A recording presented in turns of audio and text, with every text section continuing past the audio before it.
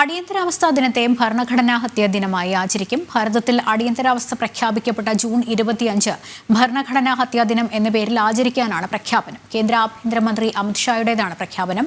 1975 June 25 Indira സർക്കാർ അടിയന്തരാവസ്ഥ പ്രഖ്യാപിച്ചത്. വിവരങ്ങളുമായി ഗൗതം അനന്തനാരായണൻ ചേരുന്നുണ്ട്. ഗൗതം, അടിയന്തരാവസ്ഥാ ദിനത്തെ ഭരണഘടനാ ഹത്യാ ദിനമായി ആചരിക്കാനുള്ള തീരുമാനം എന്താണ്? കൂടുതൽ വിവരങ്ങൾ എന്താണ്?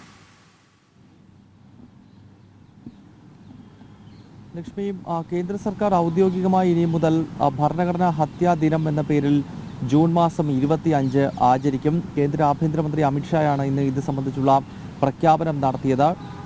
കോൺഗ്രസും അതോടൊപ്പം തന്നെ ഇന്ദിരാഗാന്ധിയും അടിയന്തരാവസ്ഥയുടെ കാലഘട്ടത്തിൽ എത്രത്തോളം വലിയ ഭരണകൂട ഭീകരതയാണ് സാധാരണ ജനങ്ങൾക്ക് മേൽ അടിച്ചേൽപ്പിച്ചത് എന്നത് പുതിയ തലമുറയെ ഓർമ്മപ്പെടുത്തുക എന്നതാണ് കേന്ദ്ര സർക്കാരിൻ്റെ ഏറ്റവും പ്രധാനപ്പെട്ട ലക്ഷ്യം. മാത്രമല്ല, അടിയന്തരാവസ്ഥയ്ക്കെതിരെയുള്ള പോരാട്ടത്തെ രണ്ടാം സ്വാതന്ത്ര്യ സമരമായി പ്രഖ്യാപിക്കണം എന്ന ആവശ്യം രാജ്യത്ത് ശക്തമാണ്. ഇതുമായി ബന്ധപ്പെട്ട് നിരവധി പ്രസ്ഥാനങ്ങൾ ഇതിപ്പോഴും പ്രവർത്തിക്കുന്നുണ്ട്. അപ്പോൾ ഇതെല്ലാം കണക്കിലെടുത്തുകൊണ്ടാണ് ഈ അടിയന്തരാവസ്ഥ പ്രഖ്യാപിച്ച ജൂൺ മാസം 25 വരും വർഷം മുതൽ ഭരണഘടനാ ഹത്യാ ദിനം എന്ന നിലയിൽ ആചരിക്കുന്നത്. കാരണം പുതിയ തലമുറയിൽ പലർക്കും അടിയന്തരാവസ്ഥയുടെ നാളുകളിൽ കോൺഗ്രസിൻ്റെ സർക്കാർ എന്താണ് ഈ രാജ്യത്ത് ചെയ്തത് എന്നത് സംബന്ധിച്ച് ധാരണക്കുറവുണ്ട്. അപ്പോൾ പുതിയ തലമുറ ഇത് ഓർമ്മപ്പെടുത്തുക, ഒപ്പം ഭരണകൂട ഭീകരത ഒരു പരിധി കടന്നാൽ എത്രത്തോളം ദുഷ്കരമാകും സാഹചര്യം, അല്ലെങ്കിൽ പൗരസ്വാതന്ത്ര്യം ഏതൊക്കെ രീതിയിൽ ഹനിക്കപ്പെടും എന്ന കാര്യം ജനങ്ങളെ ഓർമ്മപ്പെടുത്തുക, ജനാധിപത്യം ഈ രാഷ്ട്രത്തിൽ നിലനിൽക്കേണ്ടതിൻ്റെ ആവശ്യകത എന്താണ് എന്ന് പൊതുസമൂഹത്തെ ഓർമ്മപ്പെടുത്തുക. ഇതെല്ലാം ലക്ഷ്യമിട്ടുകൊണ്ടാണ്